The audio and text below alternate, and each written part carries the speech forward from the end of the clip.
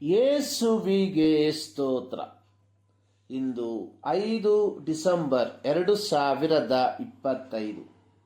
ಎಲ್ಲರಿಗೂ ಶುಭ ಮುಂಜಾನೆ. ಈ ದಿನದ ಧ್ಯಾನ ಭಾಗ ಪೇತ್ರನು ಬರೆದ ಮೊದಲನೆಯ ಪತ್ರಿಕೆ 5ನೇ ಅಧ್ಯಾಯದ 2ನೇ ವಾಕ್ಯದ 2ನೇ ಭಾಗ.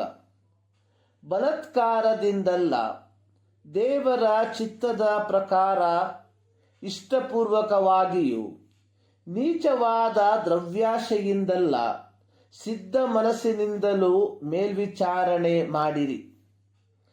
ಯೆಹೆಜ್ಕೇಲನ ಪ್ರವಾದನಾ ಗ್ರಂಥ 34ನೇ ಅಧ್ಯಾಯದಲ್ಲಿ ಯೆಹೋವನು ಇಸ್ರಾಯೇಲ್ ಎಂಬ ಮಂದೆಯ ಕುರುಬರ ಸ್ವಾರ್ಥತೆಯ ಕುರಿತಾಗಿ, ಯೆಹೆಜ್ಕೇಲನ ಪ್ರವಾದನಾ ಗ್ರಂಥ 34ನೇ ಅಧ್ಯಾಯದಲ್ಲಿ ಯೆಹೋವನು ಇಸ್ರಾಯೇಲ್ ಎಂಬ ಮಂದೆಯ ಕುರುಬರ ಸ್ವಾರ್ಥತೆಯ ಕುರಿತಾಗಿ ಪ್ರವಾದಿಯಾದ ಯೆಹೆಜ್ಕೇಲನ ಮೂಲಕ ಮುಂತಿಳಿಸಿರುವಂಥದ್ದನ್ನು ನೋಡುತ್ತೇವೆ. ಅಲ್ಲಿ ಬರೆದಿರುವಂಥದ್ದು, ಸ್ವಂತ ಹೊಟ್ಟೆಯನ್ನು ಹೊರೆದುಕೊಳ್ಳುವ ಇಸ್ರಾಯೇಲಿನ ಕುರುಬರ ಗತಿಯನ್ನು ಏನು ಹೇಳಲಿ. ಕುರಿಗಳ ಹೊಟ್ಟೆಯನ್ನು ನೋಡುವುದು ಕುರುಬರ ಧರ್ಮವಲ್ಲವೇ? ನೀವು ಕೊಬ್ಬಿದ ಮಾಂಸವನ್ನು ತಿನ್ನುತ್ತೀರಿ, ಉಣ್ಣೆಯ ಹೊದಿಕೆಯನ್ನು ಹೊದಿಯುತ್ತೀರಿ, ಕೊಬ್ಬಿದ ಕುರಿಗಳನ್ನು ಕಡಿಯುತ್ತೀರಿ, ಆದರೆ ಕುರಿಗಳನ್ನು ಮೇಯಿಸುವುದಿಲ್ಲ.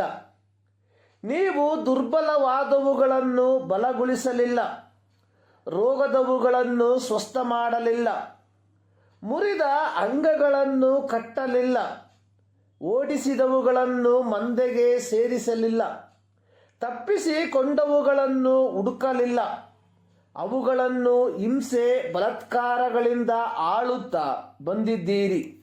ಯೆಹೆಜ್ಕೇಲ 34ನೇ ಅಧ್ಯಾಯದ 2ರಿಂದ 4 ವಾಕ್ಯ. ಇದೇ ಅಧ್ಯಾಯದ 10ನೇ ವಾಕ್ಯದಲ್ಲಿ ಯೆಹೋವನು ಕುರುಬರಿಗೆ ಹೇಳಿರುವಂಥದ್ದು, ನನ್ನ ಜೀವದಾಣೆ, ನಾನು ಕುರುಬರಿಗೆ ವಿರುದ್ಧನಾಗಿದ್ದೇನೆ. ಅವರು ನನ್ನ ಕುರಿಗಳ ಲೆಕ್ಕವನ್ನು ನನಗೆ ಒಪ್ಪಿಸಬೇಕು. ನನ್ನ ಕುರಿ ಮೇಯಿಸುವ ಕೆಲಸದಿಂದ ಅವರನ್ನು ತೆಗೆದು ಬಿಡುವೆನು. ನನ್ನ ಕುರಿಗಳು ಆಹಾರವಾಗಿ ಅವರ ಬಾಯಿಗೆ ಬೀಳದಂತೆ ಅವುಗಳನ್ನು ರಕ್ಷಿಸುವೆನು. ಅಪೊಸ್ತಲರ ಕೃತ್ಯ 20ನೇ ಅಧ್ಯಾಯದ 28ನೇ ವಾಕ್ಯದಲ್ಲಿ ಪೌಲನು ಎಫೆಸ ಸಭೆಯ ಹಿರಿಯರಿಗೆ ಹೇಳುವಂಥದ್ದು, ದೇವರು ಸ್ವರಕ್ತದಿಂದ ಸಂಪಾದಿಸಿಕೊಂಡ ಸಭೆಯನ್ನು ಪರಿಪಾಲಿಸುವುದಕ್ಕಾಗಿ ಪವಿತ್ರಾತ್ಮನು ನಿಮ್ಮನ್ನೇ ಆ ಹಿಂಡಿನಲ್ಲಿ ಅಧ್ಯಕ್ಷರಾಗಿ ಇಟ್ಟಿರುವುದರಿಂದ ನಿಮ್ಮ ವಿಷಯದಲ್ಲಿಯೂ ಎಲ್ಲ ಹಿಂಡಿನ ವಿಷಯದಲ್ಲಿಯೂ ಎಚ್ಚರಿಕೆಯಾಗಿರಿ. ಪೇತ್ರನು ಪೊಂತ, ಗಲಾತ್ಯ, ಕಪ್ಪದೋಕ್ಯ, ಆಸ್ಯ ಮತ್ತು ಬಿಥುನ್ಯ ಎಂಬ ಸೀಮೆಗಳಲ್ಲಿರುವ ಸಭೆಯ ಹಿರಿಯರಿಗೆ ಅಥವಾ ಸಭಾ ಸೇವಕರಿಗೆ ಸೇವೆಯ ಉದ್ದೇಶ ಮತ್ತು ಅದರ ವಿಧಾನ ಹೇಗಿರಬೇಕೆಂದು ವಿವರಿಸಿ ಹೇಳುವವನಾಗಿದ್ದಾನೆ. ಸಭೆಯ ಸೇವಕರಾಗುವಂಥದ್ದು ಬಾಹ್ಯವಾದ ಬಲವಂತದ ಕಾರಣದಿಂದಲ್ಲ, ಬದಲಿಗೆ ಸ್ವ ಇಚ್ಛೆಯಿಂದ ಇರಬೇಕು.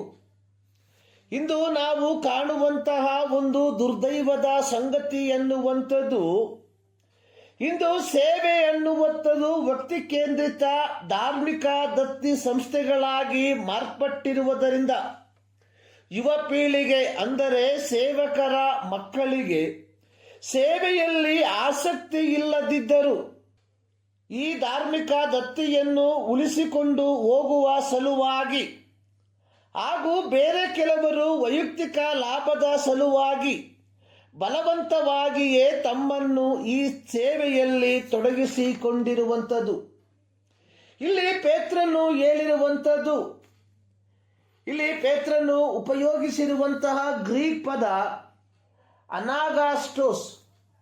ಯಾರು ನಿರ್ಬಂಧಿತವಾಗಿ, ಅನಿವಾರ್ಯ ಬಾಧ್ಯತೆಯಿಂದಾಗಿ ಅಥವಾ ತಪ್ಪಿಸಿಕೊಳ್ಳಲಾಗದ ಬಾಧ್ಯತೆಯ ಫಲವಾಗಿ ದೇವರ ಮಂದೆಯನ್ನು ಕಾಯದೆ ಅಥವಾ ದೇವರ ಸೇವೆಯಲ್ಲಿ ಪಾಲುಗಾರರಾಗದೆ ದೇವರ ಚಿತ್ತದ ಪ್ರಕಾರ ಸ್ವ ಇಚ್ಛೆಯಿಂದ ಪಾಲುಗಾರರಾಗಬೇಕು.